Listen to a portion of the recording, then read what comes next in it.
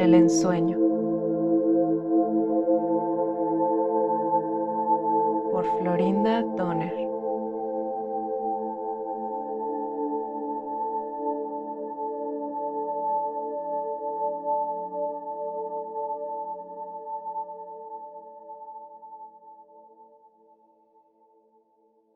Prefacio. Florinda Donner es una discípula de Don Juan Matus, un maestro brujo del estado de Sonora, México, y por más de 20 años una compañera mía en ese aprendizaje.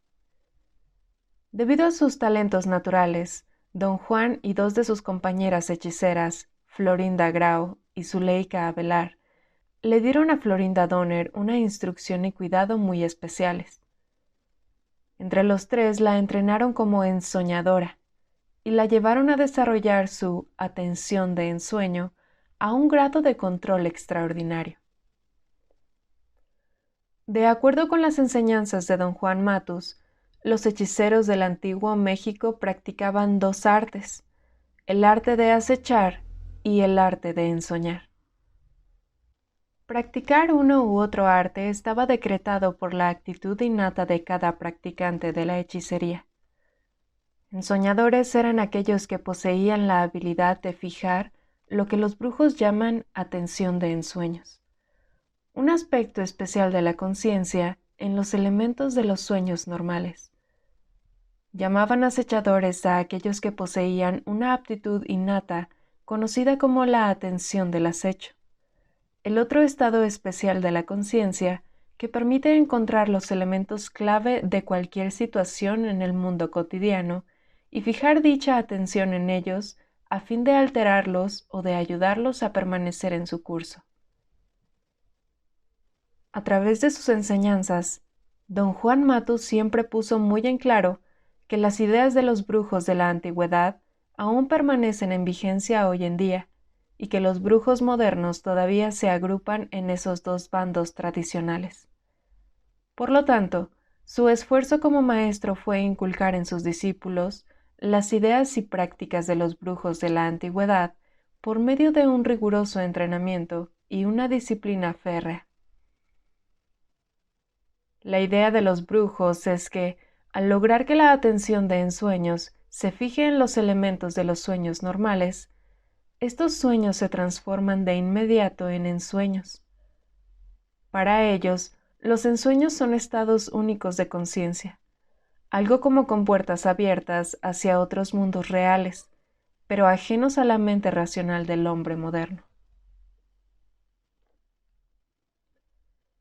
La primera vez que Don Juan me habló del arte de ensoñar, yo le pregunté: ¿Quiere usted decir, Don Juan, que un hechicero toma a sus sueños como si fueran una realidad? Un hechicero no toma nada como si fuera otra cosa, contestó. Los sueños son sueños. Los ensueños no son algo que se puede tomar como la realidad. Los ensueños son una realidad aparte. ¿Cómo es todo eso? Explíquemelo. Tienes que entender que un brujo no es un idiota ni un trastornado mental. Un brujo no tiene ni el tiempo ni la disposición para engañarse a sí mismo o para engañarle a nadie, y menos aún para moverse en falso. Lo que perdería haciendo eso es demasiado grande. Perdería su orden vital, el cual requiere de una vida entera perfeccionar.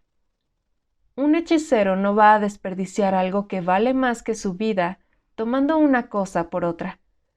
Los ensueños son algo real para un brujo porque puede en ellos actuar deliberadamente. Puede escoger dentro de una variedad de posibilidades aquellas que sean las más adecuadas para llevarlo a donde necesite ir. ¿Quiere usted decir entonces que los sueños son tan reales como lo que estamos haciendo ahora? Si prefieres comparaciones, te diré que los sueños son quizá más reales. En ellos uno tiene poder para cambiar la naturaleza de las cosas o para cambiar el curso de los eventos. Pero todo eso no es lo importante. ¿Qué es entonces lo importante, don Juan? El juego de la percepción. Ensoñar o acechar significa ensanchar el campo de lo que se puede percibir a un punto inconcebible para la mente. En la opinión de los brujos, todos nosotros en general poseemos dones naturales de ensoñadores o acechadores, y a muchos de nosotros nos resulta muy fácil ganar el control de la atención de ensueños o el de la atención del acecho, y lo hacemos de una manera tan hábil y natural que la mayoría de las veces ni nos damos cuenta de haberlo realizado. Un ejemplo de esto es la historia del entrenamiento de Florinda Donner, quien ha necesitado años enteros de agobiante trabajo, no para ganar el control de su atención de ensueño, sino para clarificar sus logros como ensoñadora e integrarlos al pensamiento lineal de nuestra civilización. Se le preguntó a Florinda Donner una vez cuál era la razón por la que escribió este libro, y ella contestó que le era indispensable contar sus experiencias en el proceso de enfrentar y desarrollar la atención de ensueño a fin de tentar, intrigar o incitar, por lo menos intelectualmente, a quienes les interesaría tomar en serio las afirmaciones de don Juan Matus acerca de las ilimitadas posibilidades de la percepción.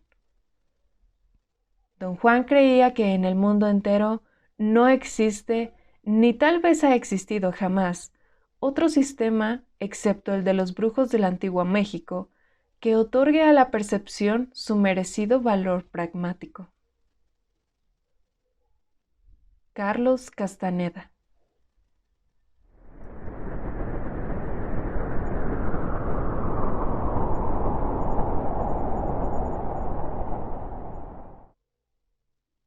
Nota de la autora. Mi primer contacto con el mundo de los hechiceros no fue algo planeado o buscado por mí, sino más bien un evento fortuito.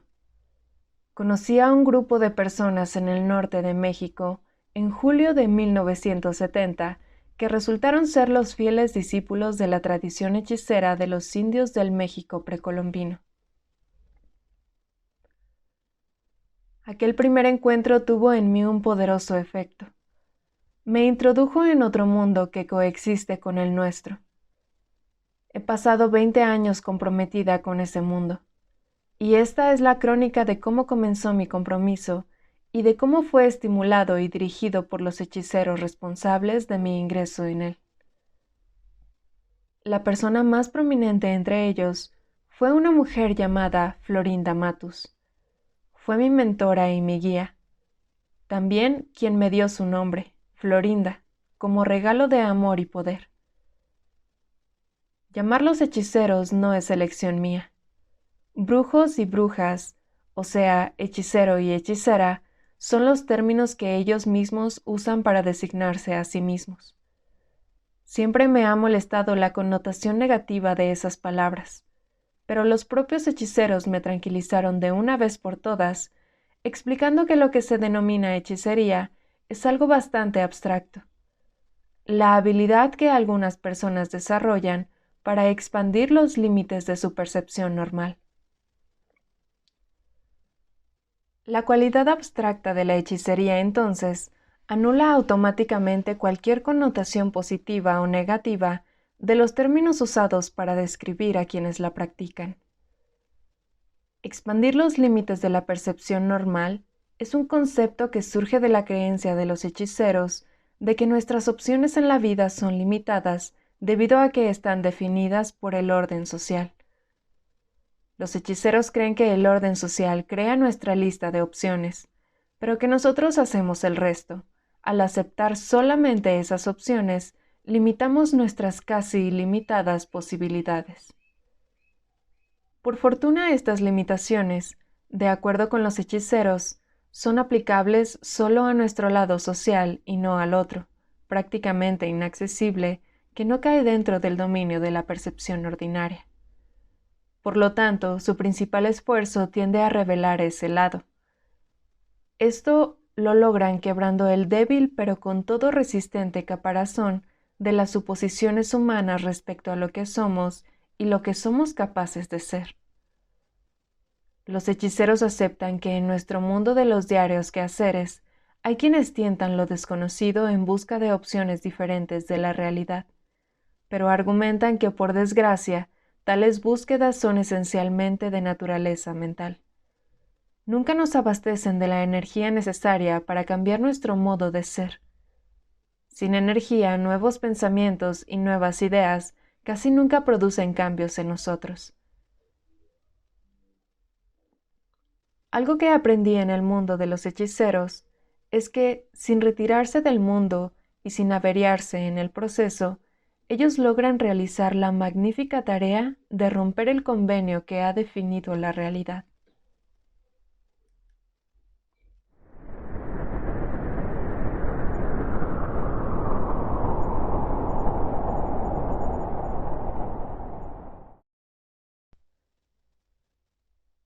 Capítulo 1.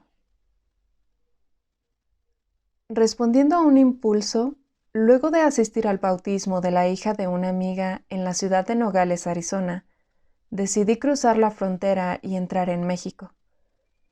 Cuando ya salía de la casa de mi amiga, una de sus huéspedes, una mujer llamada Delia Flores, me pidió que la llevase hasta Hermosillo. Era una mujer morena, tal vez de unos 40 y tantos años, de mediana estatura y físico corpulento. Llevaba su cabello negro y liso, recogido en una gruesa trenza, y sus ojos oscuros y brillantes realzaban un rostro redondo, astuto y sin embargo levemente juvenil. Segura de que se trataba de una mexicana nacida en Arizona, le pregunté si necesitaba una tarjeta de turista para ingresar en México. ¿Para qué necesito una tarjeta de turista para entrar en mi propio país?, respondió abriendo los ojos en gesto de exagerada sorpresa. Su modo de ser y de hablar me hicieron pensar que usted era de Arizona, contesté. Mis padres eran indios de Oaxaca, explicó, pero ya no soy una ladina. ¿Qué es una ladina? Los ladinos son indios astutos, criados en la ciudad, aclaró. Había en su voz una extraña excitación que me resultaba difícil entender cuando agregó. Adoptan las maneras del hombre blanco y lo hacen tan bien que pueden hacerse pasar por lo que no son. Eso no es para enorgullecerse, juzgué. Y por cierto que en nada la favorece a usted, señora Flores. La contrita expresión de su rostro se dio para dar paso a una amplia sonrisa. Tal vez no a un verdadero indio o a un verdadero blanco, repuso con descaro, pero yo estoy perfectamente satisfecha conmigo misma. Y acercándose agregó, y no me hables de usted, por favor, llámame Delia. Tengo la impresión de que seremos grandes amigas. No sabiendo qué decir, me concentré en la carretera, y seguimos en silencio hasta llegar al puesto de control. El guardia pidió mi tarjeta de turista, pero no la de Delia. Pareció no reparar en ella. No intercambiaron palabras ni miradas. Cuando intenté hablarle, Delia me detuvo con un movimiento imperioso de su mano, ante el cual el guardia me dirigió una mirada interrogante. Al constatar que yo no le respondería, se encogió de hombros y con un gesto me ordenó proseguir mi camino. ¿Cómo fue que el guardia no solicitó tus papeles?, pregunté cuando nos hubimos alejado un trecho. Oh, él me conoce, mintió, y sabiendo que yo sabía que mentía, rió desvergonzadamente. Creo que lo asusté y no se animó a hablarme. Mintió de nuevo, e insistió con su risa. Decidí cambiar de tema, aunque más no fuese para ahorrarle una escalada a sus mentiras. Comencé a hablar de cosas de actualidad, pero gran parte del tiempo viajamos en silencio. No resultó ser un silencio tenso e incómodo. Fue como el desierto que nos rodeaba, ancho, vacío y extrañamente tranquilizante. ¿Dónde te dejo?, pregunté cuando entramos a Hermosillo. En el centro, contestó. Siempre me hospedo en el mismo hotel cuando visito esta ciudad. Conozco bien a sus dueños y estoy segura de poder conseguir para ti la misma tarifa que pago yo. Agradecida, acepté su oferta. El hotel era viejo y descuidado. La habitación que me dieron abría a un patio polvoriento. Una cama doble de 4 columnas y una maciza y anticuada cómoda la reducían a dimensiones claustrofóbicas. Habíanle agregado un pequeño baño, pero bajo la cama asomaba una vasinilla que hacía juego con la jofaina de porcelana ubicada sobre la cómoda. La primera noche fue espantosa. Dormí mal, y en mis sueños tuve conciencia de susurros y de sombras que se reflejaban en las paredes. De los muebles surgían formas y animales monstruosos, y desde los rincones se materializaban seres pálidos y espectrales. Al día siguiente recorrí la ciudad y sus alrededores, y esa noche, pese a encontrarme exhausta, me mantuve despierta. Cuando por fin me dormí y caí en una horrenda pesadilla, vi una figura oscura en forma de ameba que me acechaba desde los pies de la cama. Tentáculos iridiscentes colgaban de sus cavernosas hendiduras, y al inclinarse sobre mí, respiró, emitiendo tonos y raspantes sonidos que epilogaron en un jadeo. Mis alaridos fueron ahogados por sus cuerdas iridiscentes que se ajustaron en torno de mi cuello, y luego todo se hizo negro cuando la criatura, que de alguna manera yo sabía que era femenina, me aplastó arrojándose sobre mí. El momento intempestivo entre el dormir y el despertar fue por fin quebrado por insistentes golpes sobre mi puerta y por las preocupadas voces de los huéspedes del hotel que llegaban desde el pasillo. Encendí la luz y murmuré excusas y explicaciones a través de la puerta. Con la pesadilla todavía adherida a mi piel cual si fuese sudor, me dirigí al baño y sofoqué un alarido al contemplar en el espejo las líneas rojas que cruzaban mi garganta y los puntos rojos equidistantes que surcaban mi pecho como un tatuaje inconcluso. Frenética empaqué mis cosas. Eran las 3 de la mañana cuando pedí la cuenta. ¿Dónde vas a esta hora?, preguntó Delia Flores surgiendo de la puerta ubicada detrás del mostrador. Me enteré de la pesadilla. Preocupaste a todo el hotel. Estaba tan feliz de encontrarme con ella que la abracé y di rienda suelta al llanto. Bueno, bueno, murmuró en tren de consuelo mientras acariciaba mis cabellos. Si quieres puedes dormir en mi cuarto. Yo te cuidaré. Nada en el mundo me induciría a seguir en este hotel, repliqué. Regreso a Los Ángeles en este mismo instante. ¿Sueles tener pesadillas con frecuencia?, preguntó como al acaso, mientras me conducía a un crujiente diván ubicado en un rincón. He sufrido de pesadillas toda mi vida, repuse. Más o menos me he acostumbrado a ellas, pero esta noche fue distinto, más real, la peor que he tenido. Me dirigió una mirada larga como evaluándome. Luego, arrastrando sus palabras, dijo: ¿Quieres deshacerte de tus pesadillas? Y mientras hablaba echó una rápida mirada a la puerta, por encima del hombro, cual si temiera que desde allí nos estuviesen escuchando. Conozco a alguien que en verdad podría ayudarte. Eso me gustaría mucho, murmuré desatando el echarpe para mostrarle las líneas que cruzaban mi garganta, y le confié los detalles precisos de mi pesadilla. ¿Has visto algo parecido?, pregunté. Parece bastante serio, dictaminó examinando con cuidado mis heridas. En verdad no deberías partir sin antes ver a la curandera que tengo. Vive a unas 100 millas al sur de aquí. un viaje de unas 2 horas. La posibilidad de ver a una curandera me agradó. Había estado expuesta a ellas desde mi nacimiento en Venezuela. Cuando enfermaba, mis padres llamaban al médico, y no bien éste partía, nuestra casera venezolana me llevaba a una curandera. Cuando crecí ya no quise ser tratada de esta manera.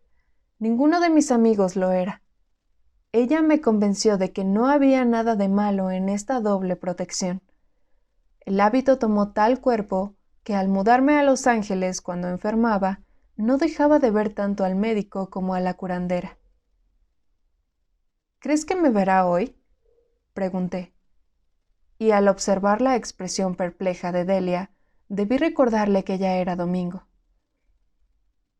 Te verá cualquier día, me aseguró. ¿Por qué no me esperas aquí y te llevaré junto a ella? Juntar mis cosas no llevará más que unos minutos. ¿Por qué te estás esforzando tanto en ayudarme?, pregunté de pronto desconcertada por su oferta. Después de todo, soy una perfecta extraña para ti. Precisamente, dijo poniéndose de pie y mirándome de manera indulgente, cual si pudiese percibir las molestas dudas que surgían en mí. ¿Qué mejor razón podría haber?, inquirió de manera retórica. Ayudar a un perfecto extraño es un acto de locura o uno de gran control. El mío es uno de gran control. Imposibilitada de contestar, solo pude mirarla fijo a los ojos. Esos ojos que parecían aceptar el mundo con asombro y curiosidad. De toda su persona emanaba un algo extrañamente tranquilizador. No era solo que confiaba en ella, era como si la hubiese conocido toda la vida, haciéndome presentir que entre nosotros existía una unión, una proximidad. Y sin embargo, al verla desaparecer tras la puerta en procura de sus pertenencias, jugué con la idea de tomar mis maletas y huir. No deseaba acarrearme dificultades por causa de mi osadía como tantas veces sucedió en el pasado, pero una inexplicable curiosidad me retuvo pese a la insistente y conocida sensación de peligro que me dominaba. Llevaba 20 minutos de espera cuando surgió una mujer de la puerta situada tras el mostrador de la recepción, vistiendo un conjunto rojo de chaqueta y pantalón y zapatos de plataforma. Se detuvo bajo la luz y con un gesto estudiado sacudió hacia atrás su cabeza, de modo que los rulos de su peluca rubia brillaron en la claridad. «¿No me reconociste, verdad?», preguntó riendo. «¿En verdad eres tú, Delia?», respondí contemplándola con la boca abierta. «¿Qué te parece?», y sin detener su cacareo, salió conmigo a la calle en procura de mi auto estacionado frente al hotel. Arrojó su canasta y un bolso en el asiento trasero de mi pequeño convertible, y luego ocupó el asiento junto a mí. «La curandera a la cual voy a llevarte dice que únicamente los jóvenes y los muy viejos pueden permitirse el lujo de vestir de manera estrafalaria». Antes de que se me presentase la oportunidad de recordarle que en materia de edad ella no era ni lo uno ni lo otro, confesó ser mucho más vieja de lo que aparentaba. Su rostro estaba radiante cuando me enfrentó para aclarar: «Uso este conjunto para deslumbrar a mis amigos». No especificó si eso era aplicable a mí o a la curandera. Yo ciertamente estaba deslumbrada. La diferencia no residía solo en el ropaje. Todo su porte había cambiado, eliminando cualquier trazo de la mujer distante y circunspecta que viajó conmigo de Nogales a Hermosillo. «Este será un viaje encantador», anunció, «especialmente si bajamos la capota». Su voz sonaba feliz y soñolienta. «Adoro viajar de noche con la capota baja». La complací con gusto. Eran casi las 4 de la mañana cuando dejamos atrás Hermosillo. El cielo tierno, negro y tachonado de estrellas parecía más alto que cualquier cielo que hubiese visto antes. Imprimí velocidad al vehículo y sin embargo era como si no nos moviésemos. Las siluetas retorcidas de los cactus y los árboles de mezquite aparecían y desaparecían sin cesar a la luz de mis faros. Todos parecían del mismo talle y tamaño. Empaqué unos panes dulces y un termo de champurrado, anunció Delia echando mano a la canasta que arrojó en el asiento trasero. Llegaremos a casa de la curandera en horas de la mañana. Me sirvió una media taza de delicioso chocolate hecho con harina de maíz, haciéndome saborear trozo a trozo un tipo de pan dulce danés. Estamos atravesando tierras mágicas, informó al tiempo que saboreaba el delicioso chocolate. Tierras mágicas habitadas por guerreros. ¿Y quiénes son esos guerreros?, pregunté, no queriendo aparecer condescendiente. Los yaquis de Sonora, respondió para quedarse en silencio, tal vez midiendo mi reacción. Admiro a los indios yaquis, pues han vivido constantemente en guerra, primero con los españoles y luego con los mexicanos, y hasta épocas tan recientes como 1934. Ambos han experimentado el salvajismo, la astucia y la severidad de los guerreros yaquis. No admiro a la gente guerrera, dije, y luego, como para disculpar mi tono belicoso, expliqué que yo provenía de una familia alemana destrozada por la guerra. Tu caso es diferente, sostuvo. No posees los ideales de la libertad. Un momento, protesté. Es precisamente porque poseo los ideales de la libertad que encuentro la guerra tan abominable. Estamos hablando de dos tipos de guerra distintos, insistió. La guerra es la guerra, insistí. Tu clase de guerra, prosiguió ignorando mi interrupción, es entre dos hermanos, ambos jefes que luchan por la supremacía. Se acercó y en un susurro urgente agregó: el tipo de guerra al cual yo aludo es entre un esclavo y un patrón que cree ser dueño de la gente. ¿Comprendes la diferencia? No, no la comprendo, respondí testaruda y repetí que la guerra era la guerra, independientemente de sus razones. No puedo estar de acuerdo contigo, dijo suspirando hondo y reclinándose en el asiento. Tal vez la razón de nuestro desacuerdo filosófico radique en que provenimos de distintas realidades sociales. Asombrada por las palabras pronunciadas por Delia, automáticamente aminoré la marcha del coche. No deseaba ser descortés, pero escuchar de su boca esa ristra de conceptos académicos era algo tan incongruente e inesperado que no pude evitar reírme. Delia no se ofendió. Me observó sonriente, muy satisfecha de sí misma. Cuando llegues a conocer mi punto de vista, puede que cambies tu opinión. Dijo esto con tal seriedad, no exenta de cariño, que sentí vergüenza por haber reído.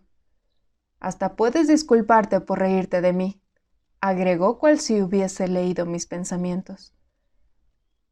Pido disculpas, Delia, dije con entera sinceridad.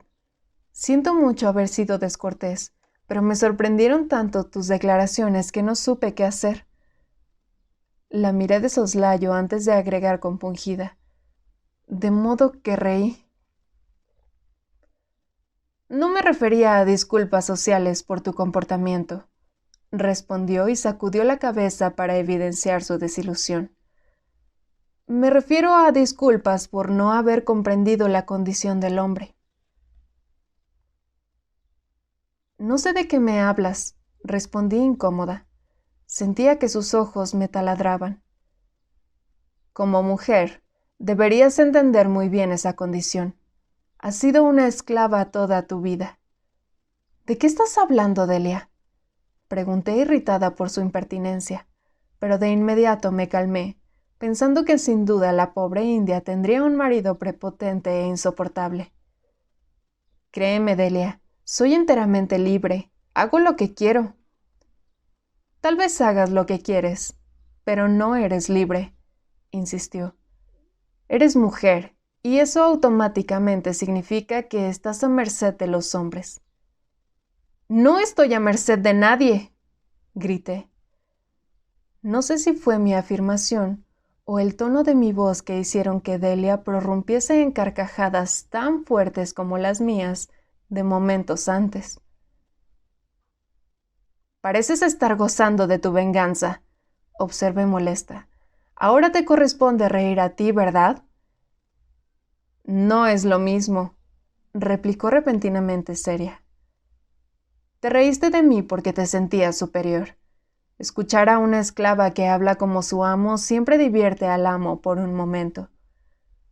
Intenté interrumpirla, decirle que ni se me había pasado por la mente pensar en ella como en una esclava o en mí como en un amo, pero ignoró mis esfuerzos, y en el mismo tono solemne explicó que el motivo por el cual había reído de mí era porque yo me encontraba ciega y estúpida ante mi propia feminidad.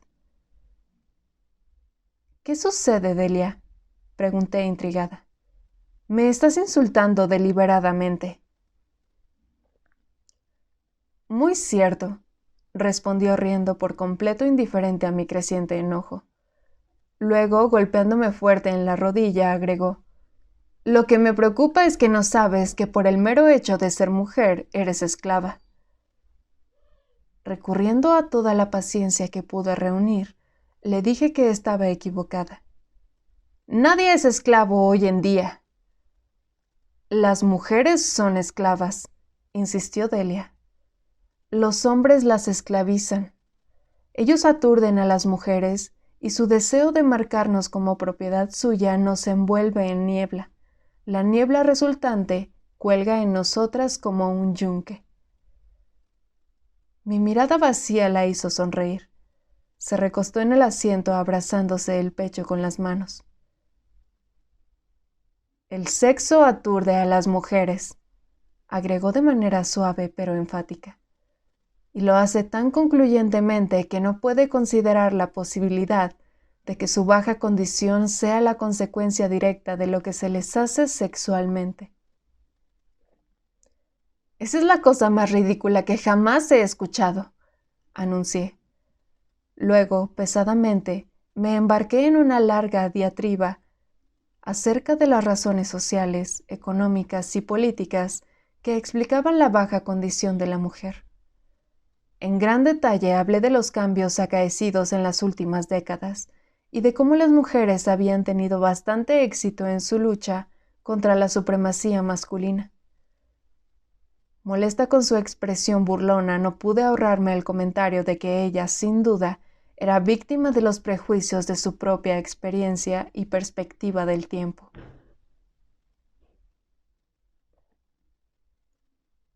Todo el cuerpo de Delia comenzó a sacudirse con el esfuerzo que hacía para controlar su risa. Logró hacerlo y me dijo, en realidad nada ha cambiado. Las mujeres son esclavas.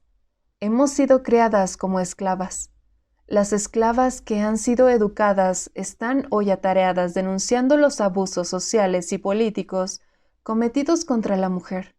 No obstante, ninguna de esas esclavas puede enfocar la raíz de su esclavitud, el acto sexual, a no ser que involucre la violación o esté relacionada con alguna forma de abuso físico.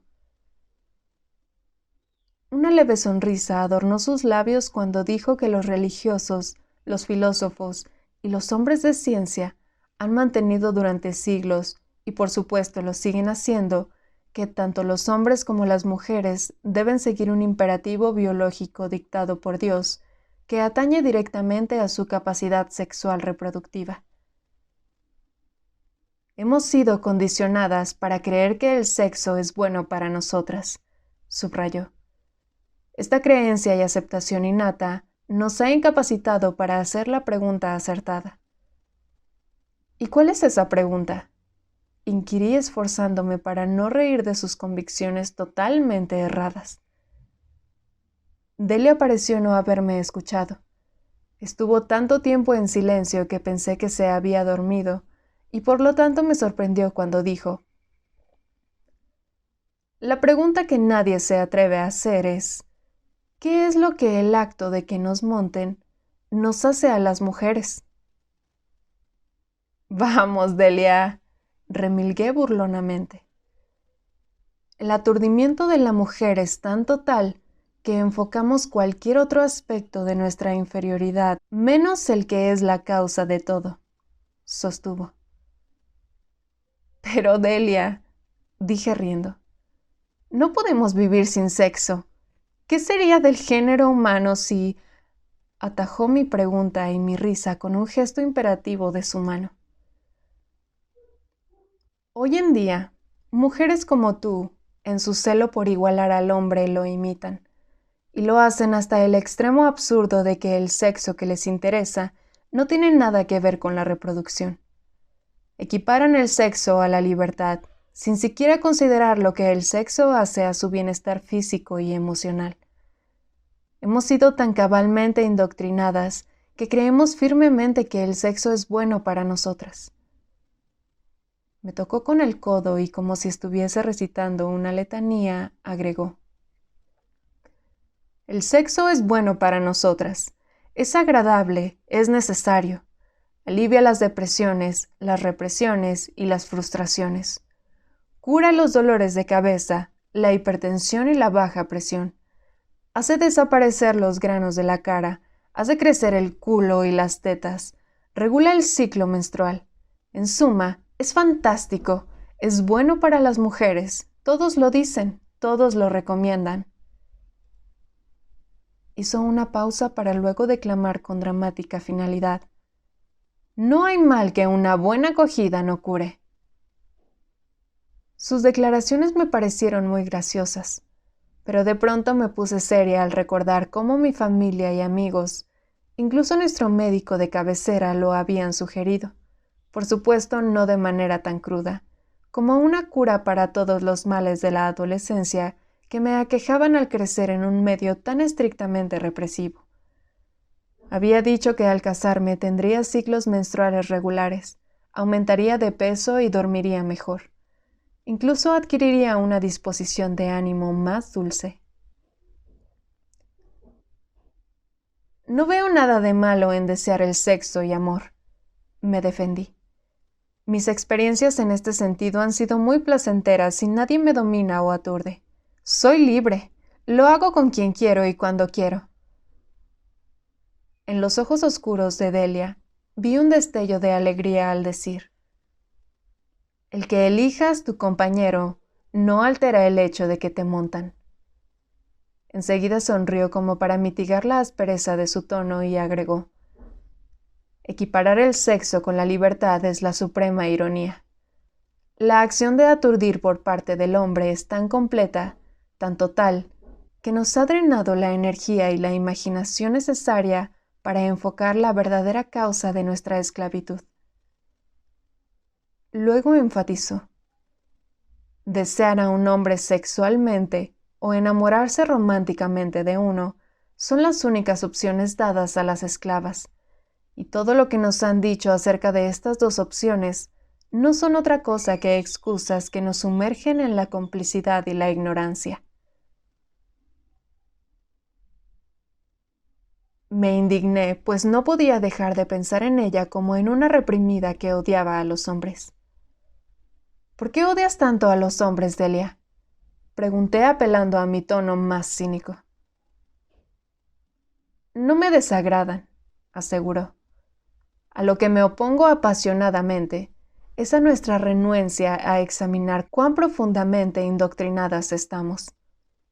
La presión que han ejercido sobre nosotras es tan terrible y santurrona que nos convertimos en cómplices complacientes. Quienes se animan a disentir son rotuladas como monstruos que detestan a los hombres y sufren la consiguiente mofa.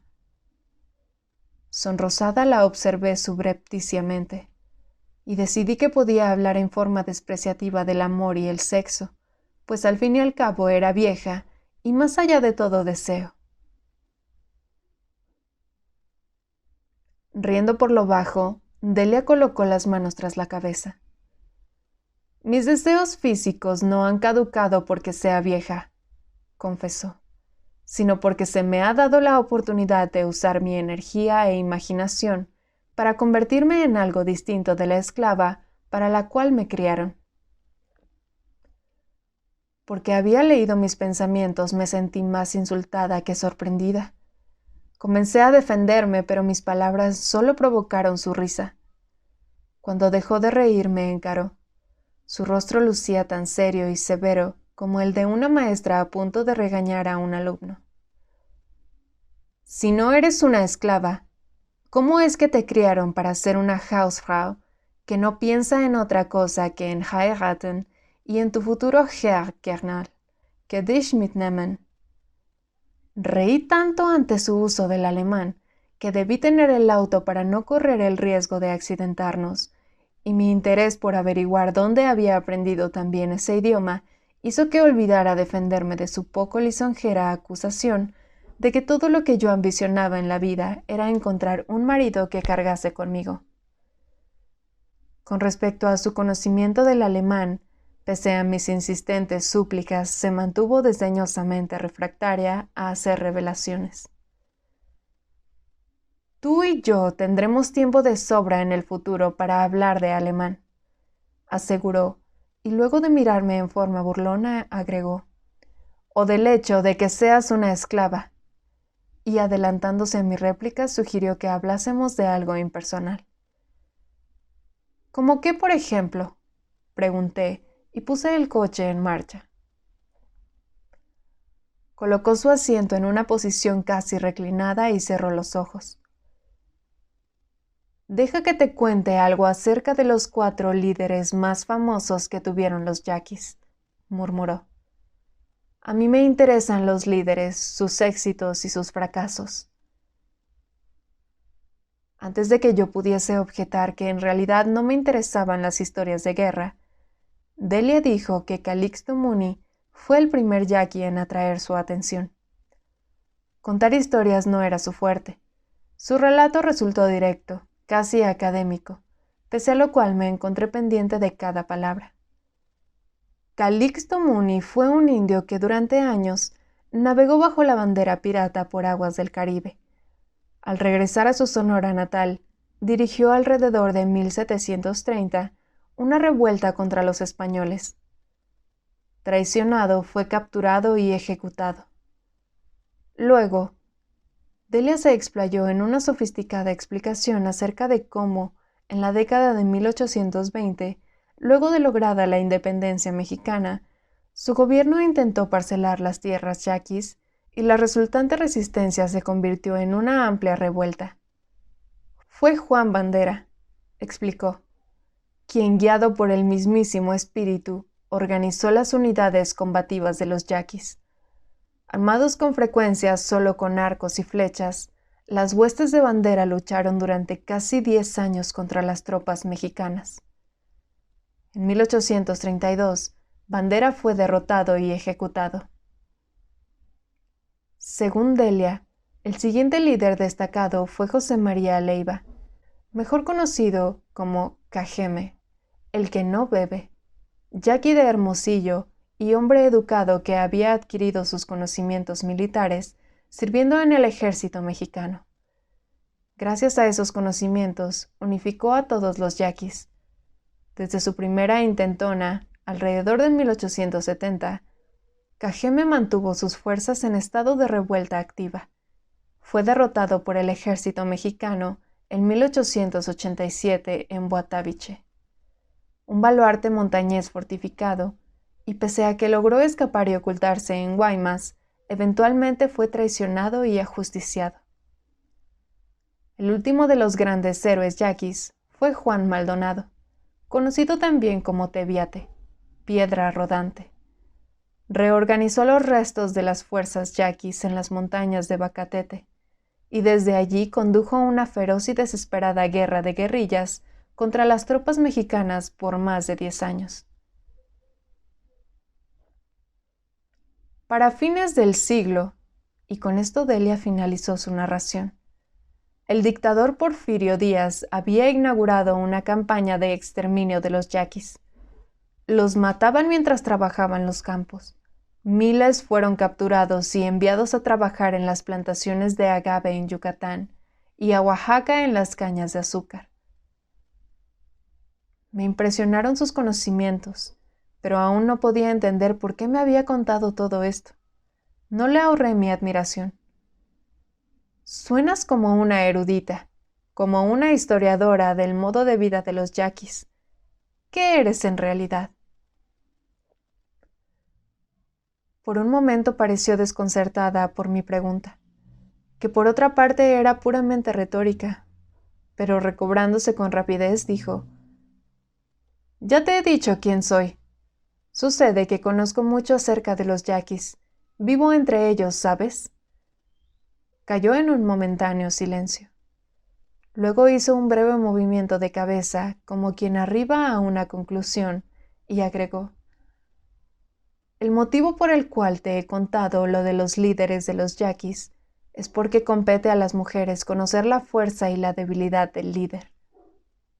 «¿Por qué?», pregunté. «¿A quién le interesan los líderes?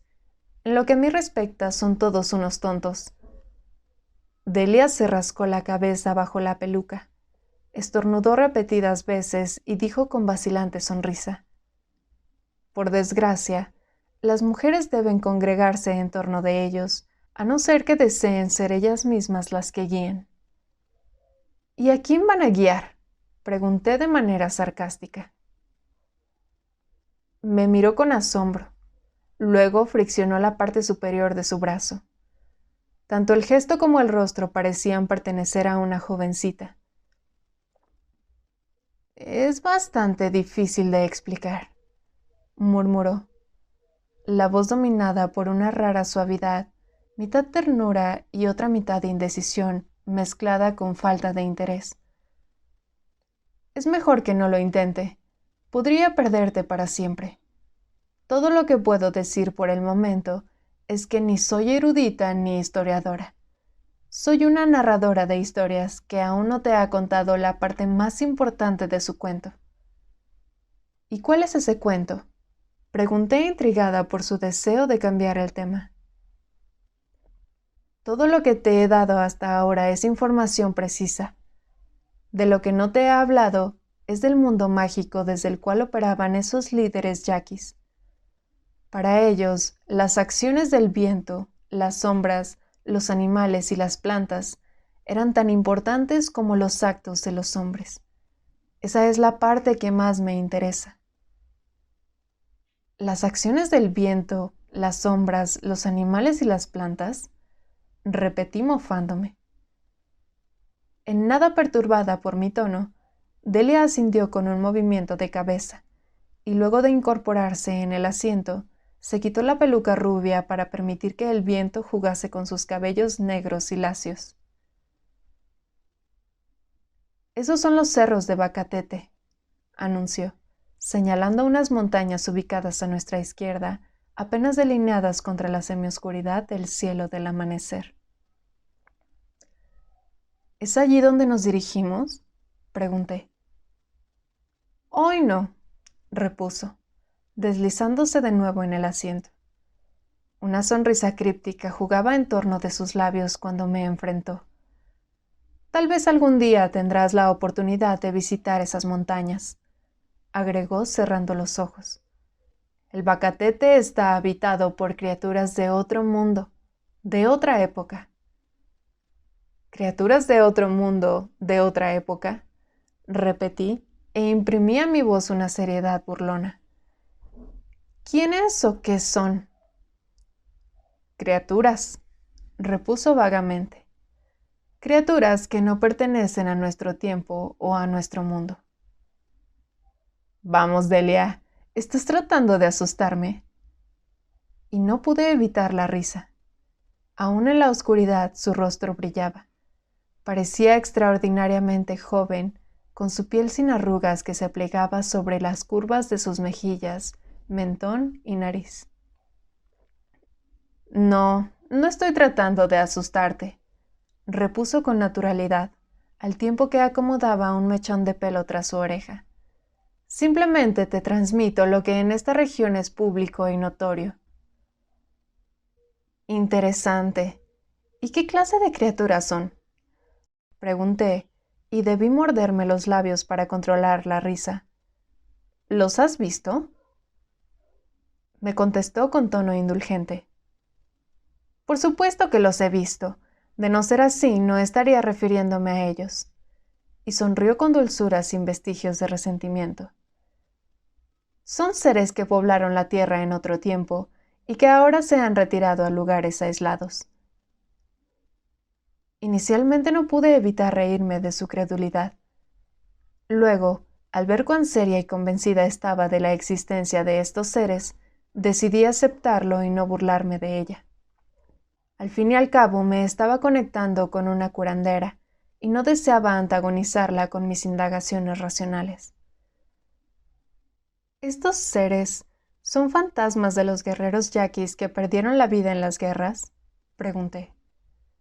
Lo negó con un gesto de cabeza. Luego, como si temiese que alguien pudiera escucharnos, se acercó para susurrarme en el oído. Es bien sabido que estas montañas están habitadas por seres encantados, pájaros que hablan, arbustos que cantan, piedras que bailan y criaturas que pueden adoptar la forma que desean.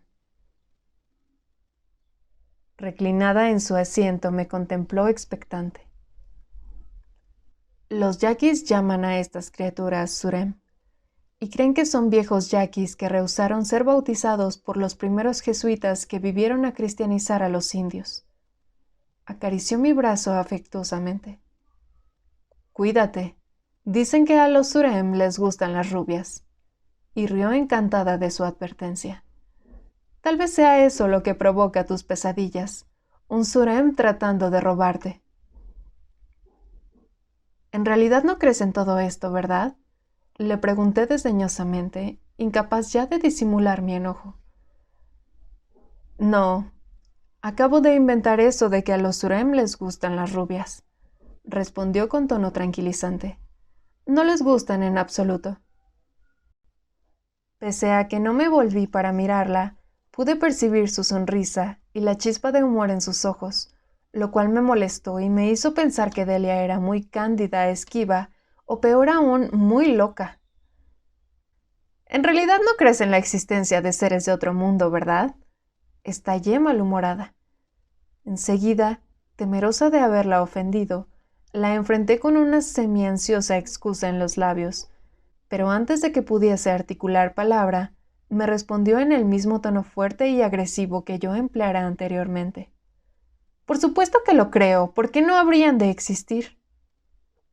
Sencillamente, ¿por qué no? Dije de manera seca y autoritaria, para enseguida disculparme. Le hablé de mi crianza pragmática y de cómo mi padre me había llevado a admitir que los monstruos de mis sueños y mis por supuesto invisibles compañeros de juego no eran otra cosa que producto de una imaginación superactiva. Desde temprana edad fui criada para ser objetiva y para calificar todo. Ese es el problema, observó Delia. La gente es tan razonable que solo hablar de ello disminuye mi vitalidad. En mi mundo, continué ignorando su comentario, no existe dato alguno acerca de criaturas de otros mundos, solo especulaciones y anhelos, fantasías de mentes perturbadas. No puede ser tan densa, expresó gozosa entre accesos de risa, como si mi explicación hubiese colmado sus expectativas. ¿Puedes probarme que esos seres existen? La desafié. ¿Y en qué consistiría la prueba? Preguntó con un aire de desconfianza obviamente falso. Si alguna persona pudiese verlos, esa sería una prueba. ¿Quieres decir que si tú, por ejemplo, logras verlos, eso sería una prueba de su existencia? Preguntó acercando su cabeza a la mía. Ese podría ser un comienzo. Con un suspiro, Delia apoyó la cabeza contra el respaldo de su asiento y se mantuvo tanto tiempo en silencio que tuve la certeza de que se había dormido, y me sorprendí sobremanera cuando se incorporó abruptamente para pedirme que detuviese el auto a la vera del camino. Necesitaba aliviarse, dijo. Decidí aprovechar la detención de nuestro viaje con idéntico fin, y me interné tras ella en el matorral. Estaba por bajarme los jeans cuando escuché a una fuerte voz masculina muy cerca de mí decir «¡Qué cuerote!» y suspirar. Y con mis jeans aún sin desprender, corrí hacia donde se encontraba Delia. «Es mejor que salgamos de aquí», grité. «Hay un hombre escondido en el matorral». «No seas idiota», repuso. «Lo único que hay es un burro». «Los burros no suspiran como hombres depravados», observé, y repetí las palabras escuchadas. Delia cayó presa de un ataque de risa, pero al observar mi preocupación, hizo un gesto conciliatorio con la mano. «¿Llegaste a ver al hombre?» «No fue necesario», respondí. «Con escucharlo me bastó». Por unos instantes no se movió. Luego se encaminó hacia el auto, pero antes de que trepásemos el terraplén de la carretera, se detuvo de golpe, y volviéndose hacia mí susurró. «Ha sucedido algo bastante misterioso que te debo revelar». Y tomándome de la mano me condujo de regreso al punto donde me puse en cuclillas. Y allí mismo, tras unos arbustos, vi un burro. «Antes no estaba allí», insistí. Delia me observó divertida, luego se encogió de hombros y se dirigió al animal. «Burrito», dijo en el tono que se emplea con los bebés. «¿Le miraste el trasero?» Pensé que Delia era una ventrílocua y que se proponía hacer hablar al animal, pero el burro solo rebuznó fuerte y repetidas veces. «Salgamos de aquí», le rogué tirándole de la manga. «Ha de ser el dueño el que está escondido entre los arbustos». «Pero el pobrecito no tiene dueño», dijo en el mismo tonito infantil, a la vez que acariciaba sus largas y suaves orejas. «Por supuesto que tiene dueño. ¿No ves lo bien cuidado y alimentado que luce?» Y en una voz que enronquecía por imperio de los nervios y la impaciencia, subrayé una vez más los peligros que representaba para dos mujeres el verse solas en un desierto camino de Sonora. Delia me observó en silencio, en apariencia preocupada. Luego asintió con la cabeza e invitó por señas a seguirla. Pegado a mí caminaba el burro, topando mis nalgas con el hocico, pero cuando me volví para enfrentarlo, debí conformarme con una maldición. El burro ya no estaba. «¡Delia!», grité asustada. «¿Qué sucedió con el burro?». Alarmada por mi grito, una banda de pájaros alzó ruidoso vuelo, trazó un círculo en torno y luego enfiló hacia el este, y esa frágil hendidura en el cielo era indicio del fin de la noche y el comienzo del día. «¿Dónde está el burro?», insistí en un susurro apenas audible. «Allí lo tienes, frente a ti», repuso señalando un árbol nudoso, huérfano de hojas. «No lo veo. Necesitas anteojos». «No tengo problemas con mis ojos», repliqué. «Hasta alcanzo a ver las hermosas flores del árbol». Y asombrada por la belleza que los capullos blancos y brillantes en forma de campanillas, me acerqué. «¿Qué clase de árbol es?». «Palo santo». Por un segundo desconcertante creí que era el animal que en ese momento emergía detrás del tronco quien había hablado. Me volví hacia Delia. «Palo santo», repitió riendo. Allí se me cruzó la idea de que Delia me estaba jugando una broma. El burro probablemente pertenecía a la curandera, quien sin duda vivía en las inmediaciones. «¿Qué es lo que te causa tanta gracia?», preguntó Delia al captar la expresión sabionda de mi rostro. «Tengo un terrible calambre», mentí, sentándome con las manos sobre el estómago. «Por favor, espérame en el auto». No bien quedé sola, me quité la bufanda para anudarla en el cuello del burro, y gocé anticipando la sorpresa de Delia cuando descubriese al llegar a la casa de la curandera que todo el tiempo yo estaba al tanto de su broma. Sin embargo, toda esperanza de reencontrarme con el animal o mi bufanda desaparecieron pronto. Nos llevó casi 2 horas llegar al destino.